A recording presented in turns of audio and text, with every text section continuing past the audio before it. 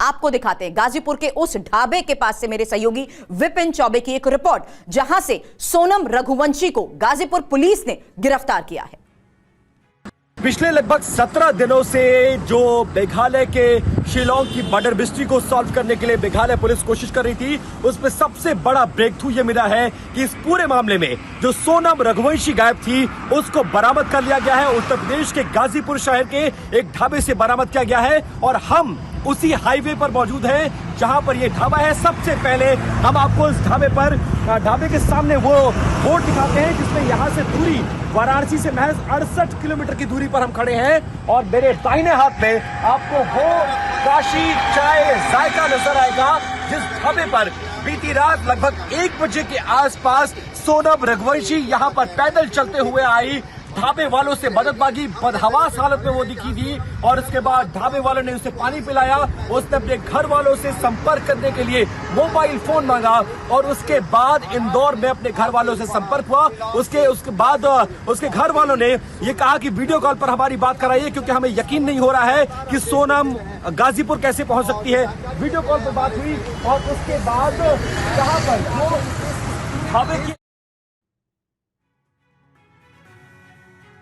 सीधे एक बार गाजीपुर रुक करते हैं। मेरे सहयोगी विपिन चौबे इस वक्त हमें ज्वाइन कर चुके हैं। विपिन, ये पूरी कड़ियों को जिस तरीके से मामले की अब जोड़ा जा रहा है उसमें इंपॉर्टेंट है कि कैसे इस ऑपरेशन के बाद इनकी गिरफ्तारी हुई, कहां की इनकी मूवमेंट्स थी, कौन कौन इनके साथ था, किसकी क्या भूमिका है इस पूरे मामले में।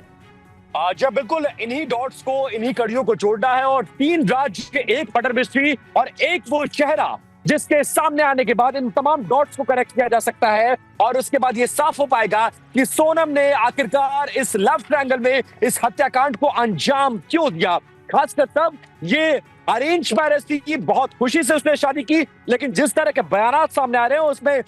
पहले हनीमून का ट्रिप प्लान करना, उसके बाद खुद से टिकट कराना, अपने पति राजा रघुवंशी को लेकर वहां जाना और उसके बाद इस हत्याकांड को अंजाम देने के बाद कैसे टूटस वहां से वापस अपने घरों को चले जाते हैं और वहां से कई राज्यों से दूर, मतलब लगभग 1500 किलोमीटर से दूर वाराणसी के गाजीपुर के पास इस काशी चाय ढाबे पर वो बरामद होती है। लगभग मैं बता रहा हूं कि यहाँ पर 1 से 2 घंटे तक वहां रुकती है। जो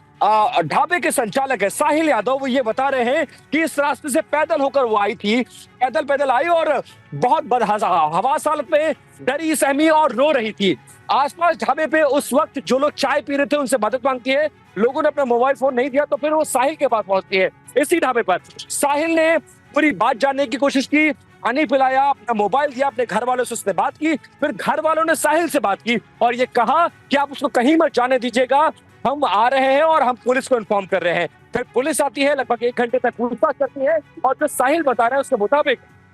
यहाँ पर कुछ लोग जब उसका फोटोग्राफ बात आपने कही है उसी के तहत सीधे थोड़ी देर में इंदौर का रुख भी करूंगी। मेरे सहयोगी संदीप मिश्रा भी और जानकारी के साथ हमें ज्वाइन कर चुके हैं। उससे पहले ये बड़ी खबर, क्योंकि इंदौर में सोनम के पोस्टर को जलाया गया है और राजा के घर के बाहर ये पोस्टर लगे थे। राजा रघुवंशी के परिजनों ने पोस्टर जलाए।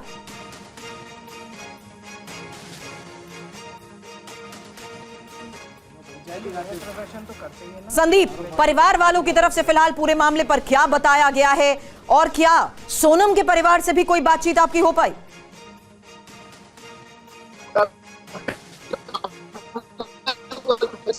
पर कहा था कि शिलांग पुलिस ने जिस तरह से पूरे मामले में उनकी बेटी का नाम लिया है तो यह मात्र शिलांग पुलिस के द्वारा पूरे मामले को डाइवर्ट किया जा रहा है। पूरे मामले की अभी भी जो सोनम के परिजन हैं उनके द्वारा सीबीआई से जांच करवाने की मांग की जा रही है। साथ ही इस पूरे मामले को लेकर हमारी राजा के परिवार से भी बात हुई और राजा के भाई विपिन का भी इस पूरे मामले में ऐसा कहना है कि चूंकि सोनम से राजी मर्जी से शादी हुई थी और हमें विश्वास नहीं हो रहा है कि वो भी इस पूरे मामले में मिली हुई हो सकती है। वहीं राजा के परिवार के विपिन का तो यह भी कहना था कि इस पूरे ही मामले में जिस तरह से हम लगातार शिलांग पुलिस पर आरोप लगा रहे थे तो आरोप के चलते शिलांग पुलिस ने सोनम को झूठा फंसाया है और उसी पूरे मामले की यदि सीबीआई के द्वारा जांच की जाएगी तो पूरे मामले में जो कड़ियां है, जो पूरे मामले में जिस तरह से राजा की हत्या की है उस पर खुलासा हो सकता है। इस समय हम सोनम के परिवार घर के बाहर ही खड़े हुए हैं क्योंकि जब से यह पूरा घटनाक्रम सामने आया उसके बाद सोनम का पीछे आप मेरे देख सकते हैं, उन्होंने अपने घर के दरवाजों को बंद कर लिया है। सोनम के परिवार में उनके बुजुर्ग माता पिता है, फिलहाल उन्होंने अपने घर को बंद कर लिया है है और वो किसी से भी कोई बातचीत नहीं कर रहे हैं। जो उनके परिजन आए हुए थे उनको भी उन्होंने